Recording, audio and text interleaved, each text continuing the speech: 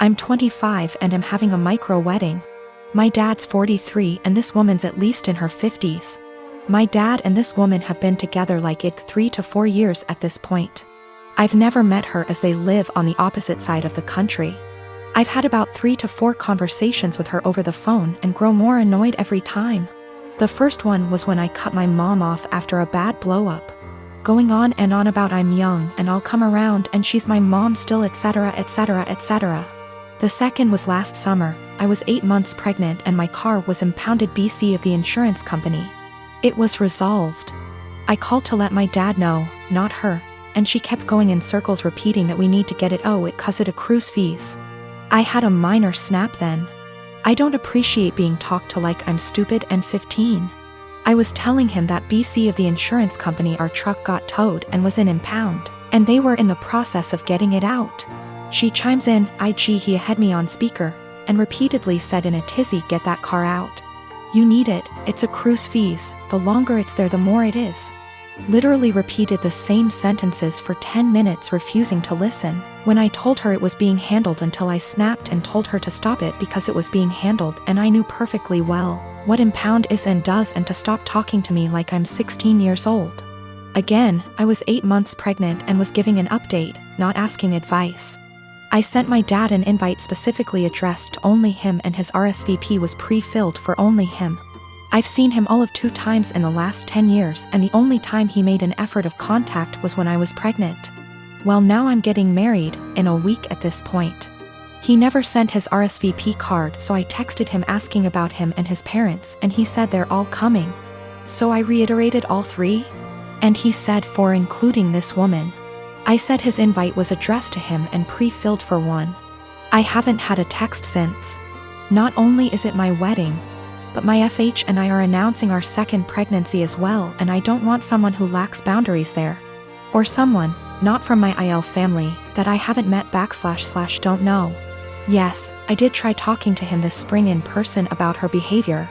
I told him I don't appreciate it when she talks to me like some stupid teenager who doesn't know what anything means. I don't call for advice, I call to give updates. I didn't need or appreciate the consistent repeating of information I had made clear I already knew. He told me she's just motherly and I told him that's great for her. But I'm not her child, I'm not her friend, and I don't need another mother. I have 3 and didn't need another one. I'll be sending a message tomorrow asking if he's coming or not and if he won't go without her that's fine. Just don't come at all and I'll send a Zoom link that ends promptly after the ceremony. It's my wedding and I just don't want her there. If he doesn't want to go without her that's fine, I'll send a link to the stream for those who couldn't be there. My husband Tim has a serious dairy allergy. I'm talking about an actual immune system reaction, not intolerance. His allergy is serious enough to cause acute enterocolitis, but he hasn't needed an EpiPen since he was a kid. I work full-time and also have some seasonal work this holiday season because Tim has been without work. And money has been very tight. As a result, I barely get to rest. The holidays are especially hard, and I found myself getting just 1 day off every 2 weeks for almost 2 months straight.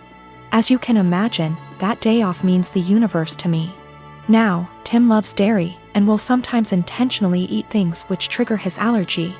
Lately, it's gotten out of hand, with him going from 1 risky meal every 4 to 6 months, to every 2 or so weeks. In fact, it always seemed to coincidentally line up with my time off, and I found myself spending my 1 day taking care of him. Last week, I finally asked him if he was intentionally timing it to line up with my day off. I fully expected him to say no, but he admitted that he was doing it to make sure that he'd have a nurse. And so he'd have someone close by in case he had an especially adverse reaction and needed a hospital. I was livid, and told him that he was selfish, robbing me of my rest. I said that if he made himself sick again, I wouldn't take care of him. I'm exhausted and I need to decompress. He didn't say much, so I thought he'd heard me. Fast forward to Friday night. I get home from work, and a few minutes in, Tim gets a pizza delivered. I ask him why, when I'm making dinner, and he shrugs. I ask if a large garlic Alfredo pizza is worth the pain, and remind him that I won't be giving up my rest day again. He smirks and eats an entire slice while grinning at me. I left it at that and went back to my dinner. Predictably, he got sick, profusely vomiting, retching and groaning from the intense cramping and diarrhea. I slept in the guest room to get away from the sound and smell. He called for me several times and I repeatedly told him no. Hours later, he was still sick and woke me up at the crack of dawn to go get him Pedialyte and meds because he was very dehydrated and still in pain. I told him to order it in and asked him to get out and let me sleep. He was still whimpering when I eventually got up to shower and eat. Again, I did nothing to help or comfort him. By evening, he was sulking, and by morning when I had to work, he was enraged. He yelled, and by the end of the day he told our friends and family that he nearly died and I neglected him. His family accused me of passively trying to kill him. His mom called, shouting that he could have had a life-threatening reaction due to my petty actions, and that I'm a shit wife for not minding his health. I'm starting to feel guilty because she's right and he could have been seriously hurt. I and my fiancé have been together since our sophomore year of college, so around 5 years now. My mom had an affair with a coworker when I was 16, leading to my parents' divorce.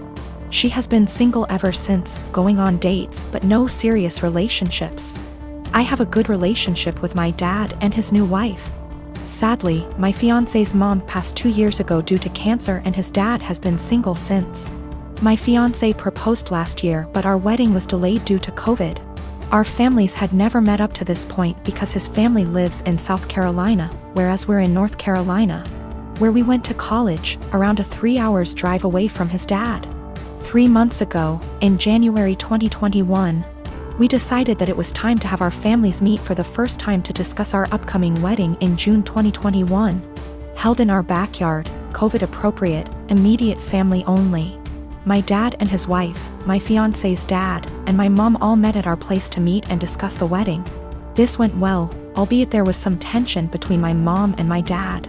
This morning, out of the blue, my mom called me and announced that she had eloped. I was shocked as she had not been dating anyone to my knowledge. Upon questioning, it turns out that she and my fiancé's dad had been dating in secret since that meeting in January and had married in secret yesterday, making my fiancé my stepbrother. I want to throw up just thinking about this. She said that I should now cancel my wedding because it would be inappropriate to marry my stepbrother. I'm absolutely horrified. I shouted at my mom, saying she just loves ruining my life and called her selfish. First she cheated on my dad, and now she went and married my fiancé's dad, knowing full well I was about to marry my fiancé. My mom then said I was still young and I'd have the chance to meet someone new, but she's old and has to take every opportunity she's got, and so I was an ungrateful **tch for not approving of her marriage. She then accused me of wanting her to die alone. I don't think I'm the asshole, but I just wanted to make sure because ultimately I don't want her to have to be alone, even though I think she did that to herself by hurting my dad. I think I should be allowed to marry my fiancé as we met first. I'm also 12 weeks pregnant with my fiancé's kid, so that complicates matters more. We haven't told anybody yet. I don't know much about whether it's legal to marry your stepbrother. Honestly, I still don't know how to feel about this because this still feels kinda gross to me. We'll probably be going low or no contact. My husband and I have been married for 21 years. We have 2 adult children, one is in college out of state and the other is in the Navy.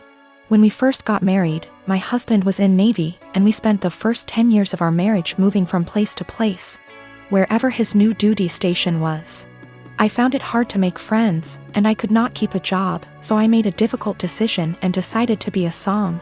When he got out of the Navy 11 years ago, he took a job and we moved. 3 years in, he got offered a job in another part of the company, however, it was in another state, so we moved again. We stayed there for 6 years.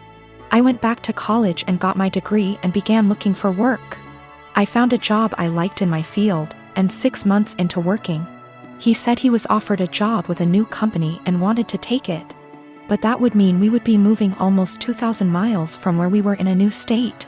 I reluctantly agreed because the new state would have more job opportunities for me and we would be closer to our family, which is something that we have not had in many years. Last night my husband came up to me and said that there was a job opening in his company and he wanted to apply for it. It would mean a pay raise and better hours, but the caveat would be that we have to move again. We have been living in our new state for 3 years. I love it here. I have an amazing job and I am making great money.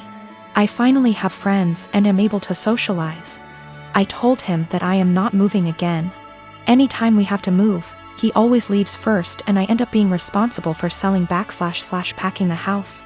And I am not doing that again. Our son's college is only 2 hours from here. We can see him twice a month. If we move, that means we would have at least a day's drive and would only be able to do that once or twice a year. Now my husband is upset with me and guilt-tripping me because he claims I do not support him. I told him that was BS because I spent most of my life moving from place to place to support his career. He told me that I am selfish and he is just trying to provide for us. I told him that we are more than comfortable where we are now, and that if he truly wants to take the job, he will be going alone. My husband and I have been together since I was 15 and he was 17. He joined the Navy right after graduation from high school when he was 18 and I was 16, but had to wait 2 years before we could marry. He works for a company that has plants in 15 states. He is currently in middle management, but if he wants to advance his career further, he would need to go to another plant out of state. Financially, we are more than comfortable. We do not need any more money. My son plans to stay in the place he is after college. We have a great relationship with him and he comes home 1 time a month and we see him 1 time a month. My other son comes home on leave whenever he can and stays with us. We are very close to both of the boys. I talked to my husband again tonight and told him quite firmly that moving again was not an option for me. The area he wants to move has very little jobs in my field and specialty in that area, and I would need to commute more than an hour one way for a job versus the 20 minutes I have here. We are sandwiched between 2 major cities, and if we move we would be an hour from the most major city. I would also have to take a massive pay cut and work a menial job to build a new network to find employment in my field. My husband is disappointed in me for not wanting to leave. He left to stay with a friend because he needs to think. He doesn't understand why I would force him to turn down an opportunity to advance his career further. I told him to take all the time he needs, but I am not moving again. I said I would revisit the possibility when I am ready for retirement in 15 years, but no sooner.